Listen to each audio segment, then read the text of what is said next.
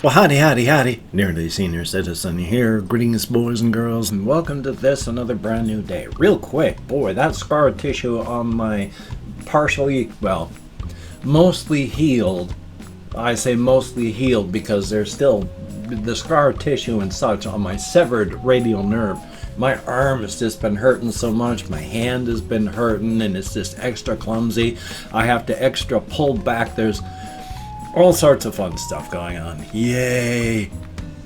But anyway, on the Shelton, Washington weather, plague, rat, and spider report, that's what it is, checking on the spider up there. Weather, gonna be sunny, of course. I mean, it's gonna be hot. We need the weather. We need the rain, but it's not here. So, at least it's not blistering hot, but it is warm. Thumbs up for that. Oh, my sinuses too. Ow, ow, ow. I may sneeze, I'm not sure. On the plague rat report, barely anybody at all was wearing masks out in public last night while I went on walkies.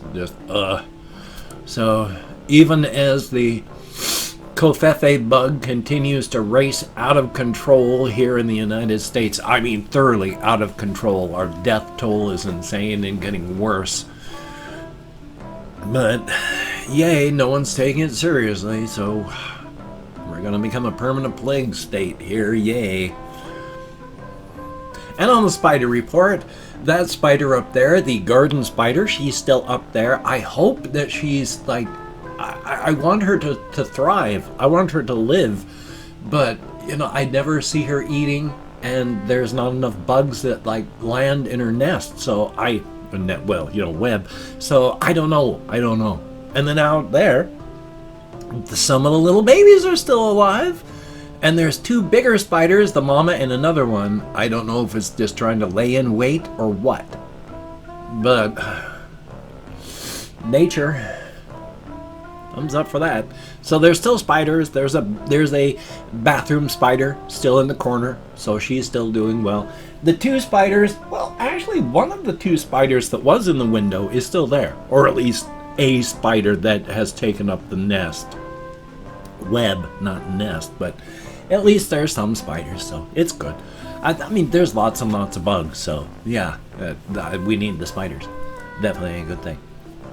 Past that, I have some things written down, and I am really wound up on one of them. I have loved the book, The Phantom Tollbooth, and it's an ancient book. I read it when I was a child. The Phantom Tollbooth. If any of you have read it, it's a good book, but at the same time, I was reading it last night because I was busy in the bathroom. That's where the book is. And I got really, really, really pissed off at the book. And then that wound up with me being really pissed off with a lot of things. And I will explain on that. Because they're being given the history of the land that they are in. The main character, Milo, and his friend, a watchdog. Just a dog, literally, with a large clock in its side. And it talks, and they drive in a toy car, and they're going through the land of, well, they went through the Phantom Tollbooth, and they're in this fantasy weird land. But they've been thrown into a dungeon for some stupid reason, and so the witch, W-H-I-C-H, not a witch casting spells, but witch, she used to decide which. And so she's telling the story of how rhyme and reason came to be banished from the kingdom. And I got mad while reading this. Because they're telling the story of how the king came to this land where there was only darkness and demons and evil creatures. And he tried to set up his kingdom. And there was a huge fight, but he managed to set up his kingdom just on a sliver of this new land. And then through time, they managed to push back the monsters, and they set up new places and started exploiting the land until they had almost taken over entirely. But as she explains, those demons were still out there waiting to take over the unwary or anyone who wasn't looking. And it's like, well, yeah, you took their home. It doesn't matter what resources were there to exploit. It doesn't matter that you look at it and go, gosh, we can live there too. You took their home, their entire place, their land, the place that they lived, and you pushed them back and killed them until they barely had any place left to live. And now you talk about how, well, they're just so cruel, they still prey on those who aren't watching. You took their land, their home, and slaughtered them. I'd be mad too. Holy smokes, just the innocent colonialism and expansionism in this is just, I don't like it. It doesn't matter what you think of the demons. It doesn't matter if you think they're evil. They're living there. That's their home. So, joy. Which got me thinking of other things. I mean, back when I was a youth, when I was in the United States Air Force and I had my Commodore 64 computer, Electronic Arts, back when they were actually just a really small company that was actually, they meant their name. They were a collection of electronic artists, and they published stuff that interested them and not just what they could just destroy and rake in money from, loot boxes and microtransactions. They made games that they were interested in. And then, of course, Trip Hawkins quit to go and start up 3DO, and then that was the beginning and the end for EA. But, point being, there was the game 7 Cities of Gold, that you were basically recreating history, and that you were being a Christopher Columbus type character, taking your ships across an ocean and finding a new world. And then you were going through that new world and looking for resources, and you could get the villagers, and you could talk to villagers, and you could either help them or exploit them. And if you found a town to go in and try and recruit them, you had to wander into the village and then talk to the chieftain. You had to be very careful, because if you bumped into the villagers, that was you killing them. And if you killed enough of them, then they got mad and would attack you. And then the only way to get out of that situation was to kill them all. So you are playing the hero, where you come across innocent villagers living in this land, and as you wander in, you accidentally murder some of them to talk to the chief. And then they get so tired of you killing them that they try to fight back. And so, using your better armor and weapons, you just murder every man, woman, and child of them for daring to be mad that you're killing them. These are very problematic games. I in books and stories where, good golly, Miss Molly, they're not exactly lessons that... I mean, we did this stuff as people. So it's not exactly anything to be proud of, is it? Thumbs up. Yeah, so I'm not a big fan of expansionism and colonialism and all that anymore, but life is life. Life is life. And last night I went walkies, and it was kind of cool, because this time I was trying my best when I got up into the area where most of the deer are. I kept my eyes open to watch, and this time I was like a good city block away, and because I frequently could just go out walking without my glasses, I could see from one of the brown furry lumps that it was a larger deer, and there was a small brown furry lump. That was one of the fawns. So I quickly, before I got any closer, turned and walked to the farthest track, because they were in the area where the one track splits into 4. And they were closer to the wood, so I walked to the one closest to the street and the houses. And it wasn't just one deer and one fawn, there was one deer and 2 fawns. Very, very cool. So, as I got closer, again, we have predator eyes, and that's disturbing to creatures that are prey animals. That's why they have their eyes on the sides of their heads, so that they can have better views of what's around them. Whereas we've got predator eyes for the binocular vision, being able to go, oh, that's where it is, and then can hunt it down. So I make sure that when I'm getting closer to these things, I don't look at them. I don't want to trigger any fear response. I arch my shoulders away so that I'm not aimed at them. And then I just use my peripheral vision to look. When I got past, I turned my head just enough that I could see, and the two fawns were still eating. I think the adult, a bit more skittish, had gone off just into the woods. But it was nice. Now, I'm actually of two thoughts of that when I see the deer out there. On the one hand, I like to be able to walk near them. It's kind of cool. I mean, it gets kind of scary, especially with the buck. You know, young bucks, they get skittish and they will attack, so I'm not too thrilled about that part. But if they're not too skittish, or you come across does and fawns, that's cool.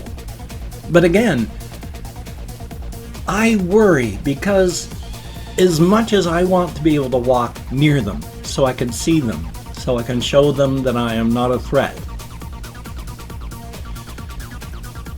We are a threat. We're a horrific nightmare threat. Individually, we may be on the most, in cities especially, harmless and meaning them no ill will. But we're driving cars, and we got people that still have guns that don't pay attention, and you got idiots that'll try and chase these things and hurt them just because they can. So on the one hand, I don't want them to be frightened of me, but on the other hand, good Lord, please, when you see a human being, run, run, run. We're no good. I mean, we are. I'm not going to say we as a species are terrible, because we're not. We're not a plague. We're not a virus. We're not horrible. We're not, put upon this earth like a plague of locusts. Even though that's what we're doing, we are still just a part of nature. We are doing what dominant species do, which is we have no real predators anymore.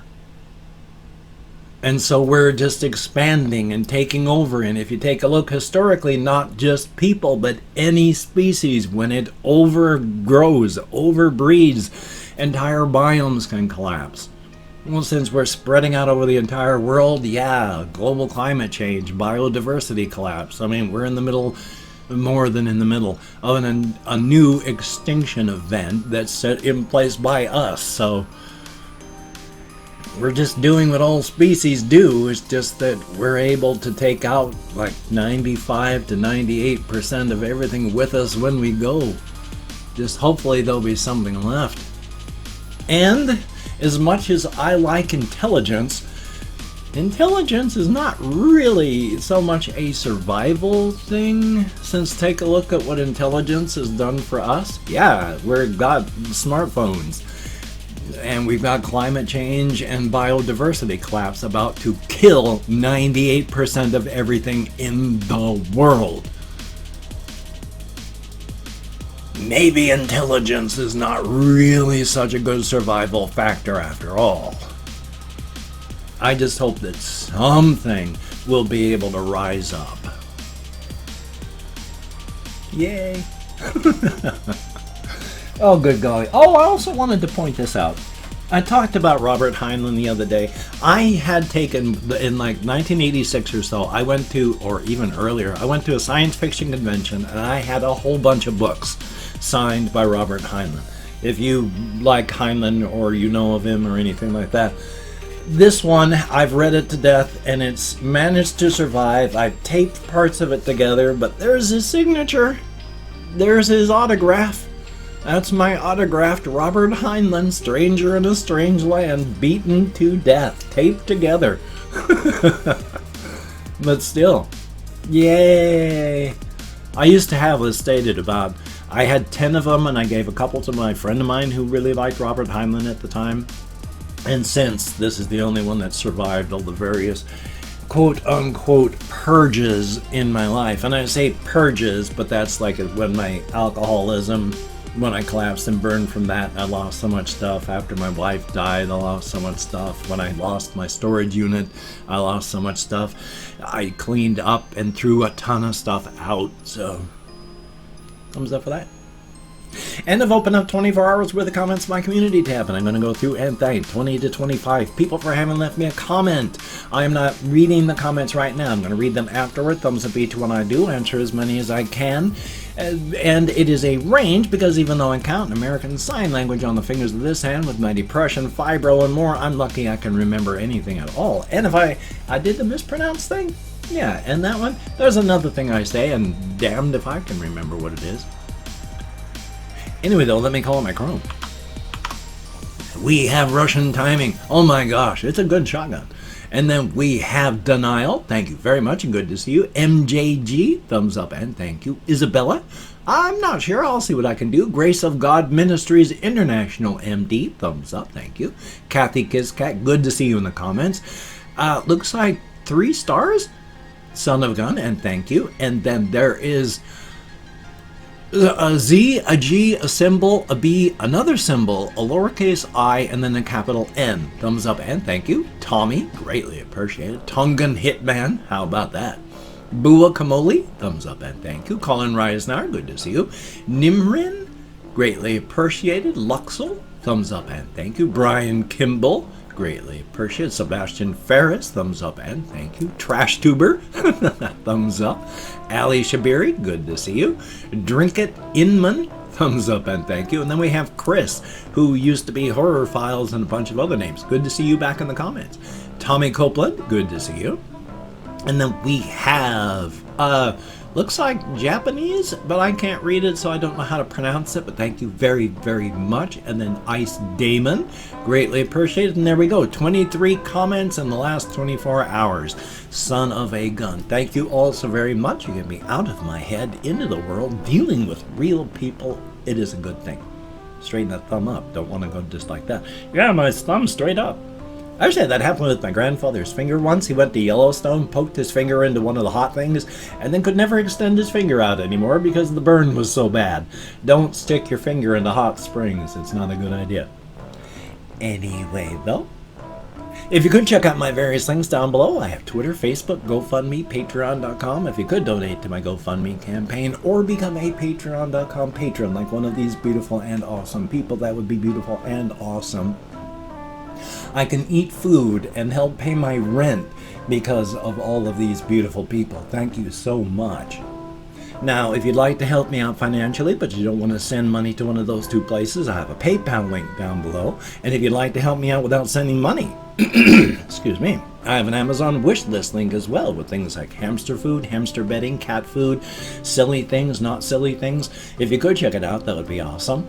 Do not feel obligated. I do not feel entitled. And if you cannot donate or you simply do not donate, I take all good wishes and I deposit them in the bank of my heart where I draw interest. So thank you very much. If you could toss me a like, I appreciate all the positive validation I get from my existence. A definite thumbs up. And of course, if you could subscribe to the channel and hit that bell. That would be very cool, greatly appreciated. I would understand if you did not wish to, but if you were down with it, I will do my best to keep you entertained from now and to the literal end of time. A definite thumbs up. Well, how about that? I've got this video here. I have a video I need to edit, record, and render. I still actually meant to talk about the game Outward, but I have no time left, so thumbs up for that. Anyway, though, please practice your self-care. We're all in survival mode. Take care of yourself up here during this time. Definitely a thumbs up. Wear your mask. Oh my gosh, please. Practice your social distancing. It's the safest thing to do. Black Lives Matter. And justice for everybody that the cops keep killing. They are monsters. They are monsters. Take care, and I will see you on the flip side, my friend.